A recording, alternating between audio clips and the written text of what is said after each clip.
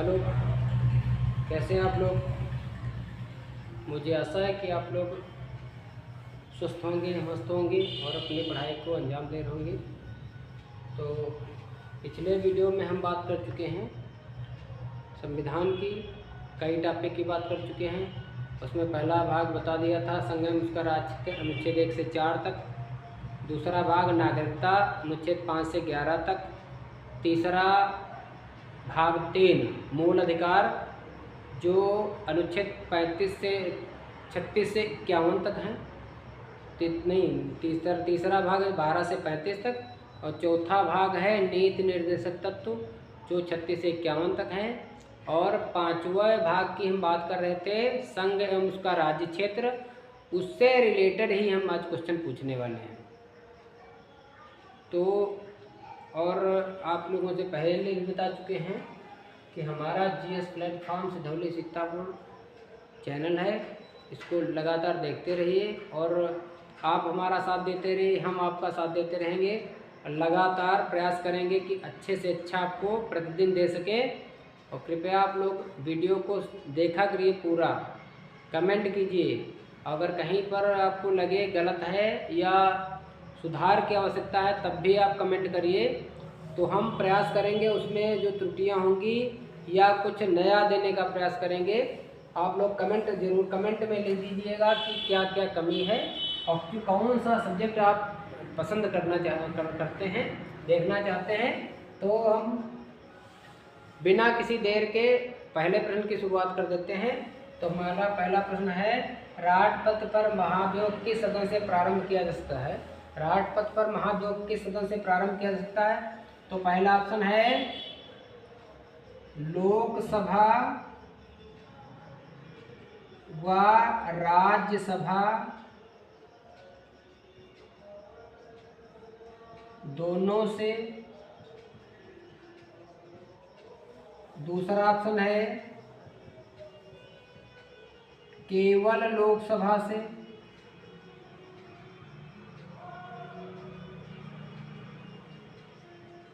तीसरा ऑप्शन है केवल राज्यसभा से। और चौथा ऑप्शन है इनमें से कोई नहीं, नन ऑफ दीज। इनमें से कोई नन ऑफ द एबव, अर्थात उपरोक्त में से कोई नहीं। तो आपको पता होगा कि राष्ट्रपति पर महाभियोग संविधान का अतिक्रमण करने पर लगाया जा सकता है। तो वो भी कहाँ से, लोकसभा या राज्यसभा दोनों में से किसी भी सदन से प्रारंभ की जा सकती है। दोनों में से किसी एक से, आप चाहे तो लोकसभा से शुरू करना चाहें या राज्यसभा से शुरू करना चाहें, दोनों में से किसी से भी। प्रश्न नंबर पहला हो गया। प्रश्न नंबर 2 की बात करेंगे।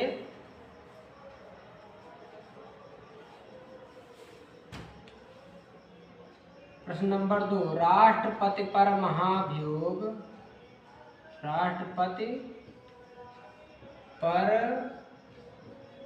महाभियोग किस अनुच्छेद में है। किस अनुच्छेद में है। अर्थात राष्ट्रपति पर महाभियोग की प्रक्रिया जो है किसमें दी गई है, किसमें दी गई है आप लोग बताइए। तो आपका पहला ऑप्शन है अनुच्छेद 60। दूसरा ऑप्शन है अनुच्छेद 58 में। तीसरा है ऑप्शन अनुच्छेद 61 और चौथा ऑप्शन है अनुच्छेद 54। बताइए राष्ट्रपति पर महाभियोग किस अनुच्छेद के अंतर्गत लगाया जा सकता है। तो आपका उत्तर क्या होगा। तो आपका उत्तर होगा ऑप्शन तीसरा, अनुच्छेद 61 के तहत राष्ट्रपति पर महाभियोग संविधान का अतिक्रमण करने पर संसद के किसी भी सदन द्वारा शुरू किया जा सकता है। आपका अनुच्छेद 61 होगा। और 60 में बता देते हैं, आपको डिटेल में इसके बारे में बता देते हैं। 60 में शपथ है, राष्ट्रपति की शपथ। राष्ट्रपति पद एवं गोपनीयता की शपथ लेता है। 58 में योग्यताएं हैं इसकी या अर्हताएं, योग्यताएं या अर्हताएं हैं। और 61 में अभी बताया महाभियोग है। 54 में राष्ट्रपति का निर्वाचक मंडल, और निर्वाचक मंडल में आपको बता चुके हैं कि लोकसभा एवं राज्यसभा के निर्वाचित सदस्य, राज्य की विधानसभाओं के निर्वाचित सदस्य और दिल्ली और पांडिचेरी केंद्र शासित प्रदेशों के निर्वाचित सदस्य इसमें भाग लेते हैं। ध्यान रखें। तो अनुच्छेद 61 आपका उत्तर हो गया राष्ट्रपति पर महाभियोग किस अनुच्छेद के तहत। अगला प्रश्न है प्रश्न नंबर 3, राज्यसभा के सदस्यों का कार्यकाल। राज्यसभा के सदस्यों का कार्यकाल, सदस्यों का कार्यकाल, कार्यकाल कितना होता है? राज्यसभा के सदस्यों का कार्यकाल कितना होता है? पहला ऑप्शन है 5 वर्ष, दूसरा ऑप्शन आपका 6 वर्ष, तीसरा ऑप्शन समाप्त होने का विषय नहीं है, समाप्त होने का विषय नहीं है, चौथा 3 वर्ष। आप बताइए राज्यसभा के सदस्यों का कार्यकाल कितना होता है? तो आपका उत्तर क्या होगा? 6 वर्ष। ध्यान रखिए, राज्यसभा के सदस्यों का कार्यकाल हमने पूछा है, ना कि राज्यसभा का कार्यकाल। राज्यसभा के सदस्यों का कार्यकाल कितना होता है? क्या होगा आपका उत्तर? 6 वर्ष। अगला प्रश्न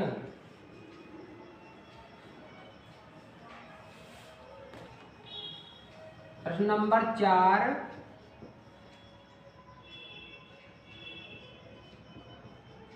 राष्ट्रपति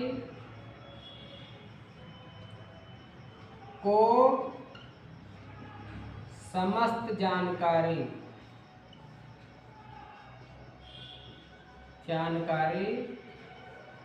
अनुच्छेद 78 में, अनुच्छेद 78 में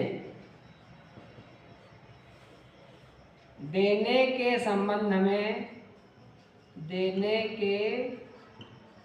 संबंध में किसका कर्तव्य है? किसका कर्तव्य है? पहला ऑप्शन आपका, पहला ऑप्शन राज्यपाल,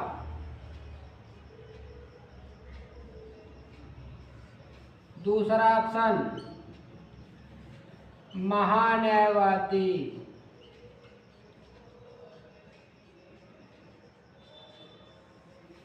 तीसरा ऑप्शन नियंत्रक एवं महालेखा परीक्षक, नियंत्रक एवं महालेखा परीक्षक, चौथा ऑप्शन आपका प्रधानमंत्री। अनुच्छेद 78 में बताया गया है कि जितने विधि संबंधी जानकारी है उसमें बताया गया कौन ऐसा है जो उसका कर्तव्य है कि राष्ट्रपति को समस्त कार्यों की जानकारी देगा। तो आपका उत्तर क्या होगा? आपका उत्तर होगा चौथा, प्रधानमंत्री का कर्तव्य है। कौन सा? किसका कर्तव्य है? प्रधानमंत्री का कर्तव्य है। अगला प्रश्न है प्रश्न नंबर 5, प्रश्न नंबर 5, मंत्रिपरिषद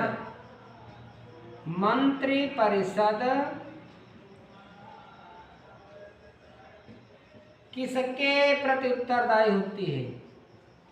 किसके प्रति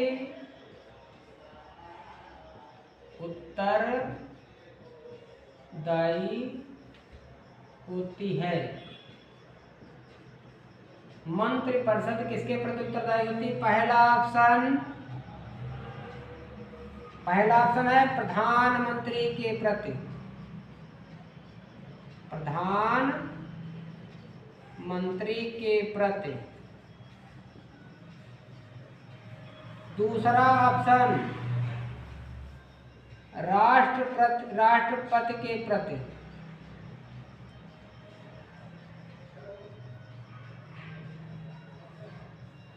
ऑप्शन 3 लोकसभा के प्रति।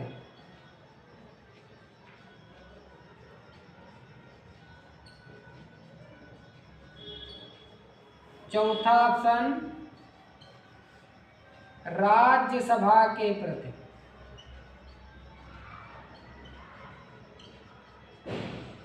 बताइए आपका क्या उत्तर होगा? मंत्रिपरिषद सामूहिक रूप से किसके प्रति उत्तरदायी होती है? आपका उत्तर क्या होगा? तो आपका उत्तर होगा लोकसभा के प्रति। तीसरा ऑप्शन कौन सा? तीसरा ऑप्शन होगा जो मंत्रिपरिषद होती है सामूहिक रूप से लोकसभा के प्रति उत्तरदायी होती है, अर्थात लोकसभा का कार्यकाल समाप्त अगर हो जाता है तो मंत्रिपरिषद अपने आप भंग हो जाती है। अगला प्रश्न नंबर 6।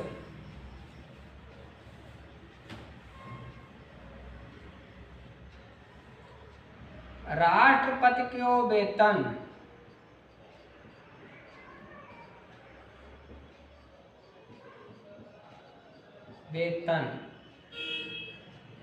कहाँ से दिया जाता है?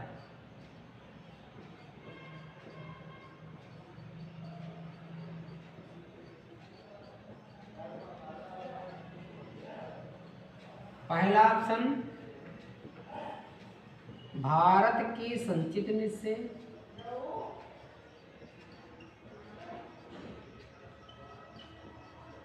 संचित निधि से। दूसरा ऑप्शन भारत की आकस्मिक निधि से।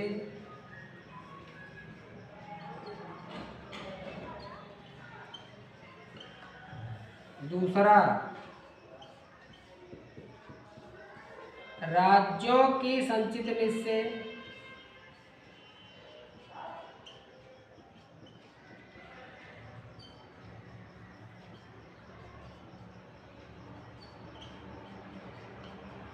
चौथा ऑप्शन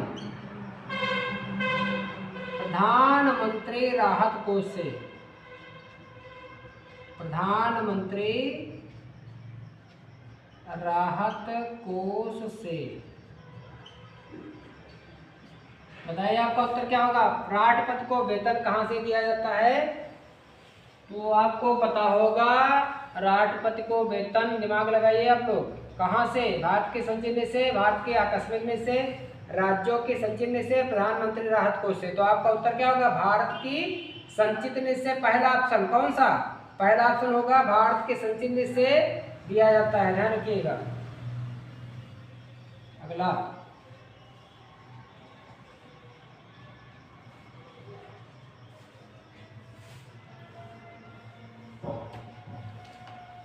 लोकसभा में, अगला प्रश्न है लोकसभा में एससी के लिए आरक्षण। एससी का अनुसूचित जाति, शेड्यूल कास्ट, अनुसूचित जाति के लिए आरक्षण।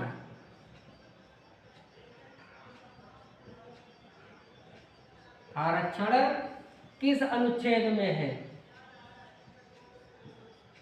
किस अनुच्छेद में है?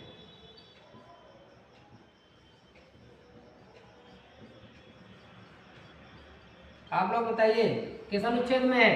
तो आपका पहला ऑप्शन है अनुच्छेद 280। दूसरा ऑप्शन आपका 360। तीसरा ऑप्शन आपका 120। चौथा ऑप्शन 330। आपका क्या उत्तर होगा? लोकसभा में 80 के आरक्षण की बात कही गई, आपका ऑप्शन होगा 330, अनुच्छेद 330 आपका चौथा उत्तर सही हो जाएगा। ठीक है, अगला प्रश्न है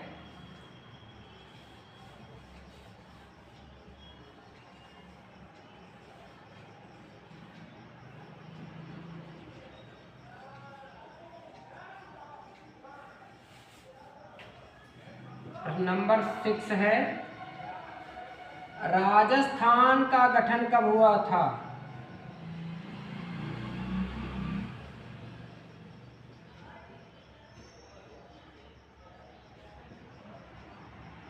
कब हुआ था? बहुत इंपॉर्टेंट क्वेश्चन है।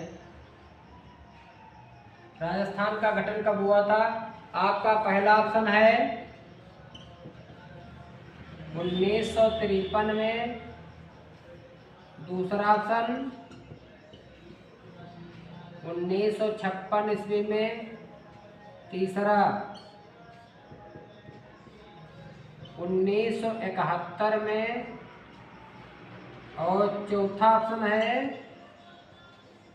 1972 में। बताइए आप लोग, राजस्थान का गठन कब हुआ था? याद रखिएगा, तो कब हुआ था? आपका उत्तर होगा 1956 में। ये हुआ था 1 नवंबर। कब हुआ था? 1 नवंबर 1956 में इसका गठन हुआ था। किसका? राजस्थान का गठन हुआ था कब? 1 नवंबर 1956 को। ध्यान रखिएगा। प्रश्न नंबर 7 की बात करेंगे। अगला प्रश्न नंबर है 7। प्रश्न नंबर 7 की बात करेंगे तो हिमाचल प्रदेश का गठन कब हुआ था? हिमाचल प्रदेश का गठन यानी एचपी, हिमाचल प्रदेश का गठन कब हुआ था? आपको बताना है। पहला ऑप्शन 1971, दूसरा ऑप्शन 1953 में, तीसरा ऑप्शन 1966 में, चौथा ऑप्शन 1972 में। आप बताइए हिमाचल प्रदेश का गठन कब हुआ था? डेट सहित अगर आपको पता है तो बता दीजिए। हिमाचल प्रदेश का गठन हुआ था आपका 1971 में। ये हुआ था 25 जनवरी 1971 में। 25 जनवरी 1971 में इसका गठन हुआ था। किसका? हिमाचल प्रदेश का गठन हुआ था। प्रश्न नंबर अगले 8 नंबर की बात करेंगे। प्रश्न नंबर 8, भारत का नियंत्रक एवं महालेखा परीक्षक। भारत का नियंत्रक एवं महालेखा परीक्षक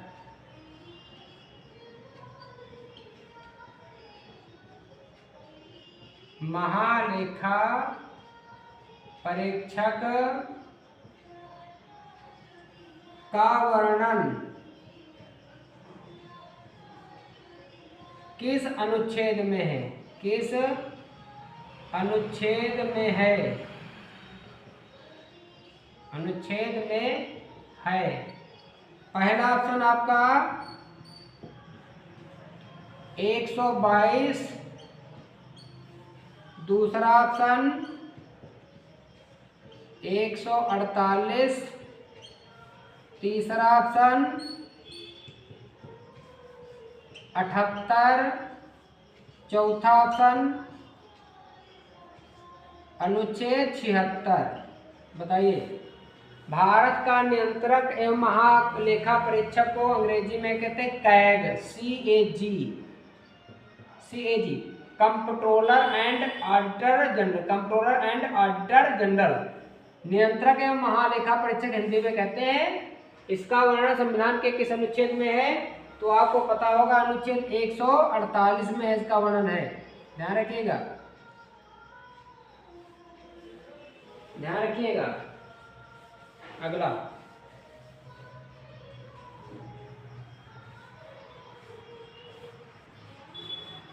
अगला प्रश्न नंबर 9, भारत का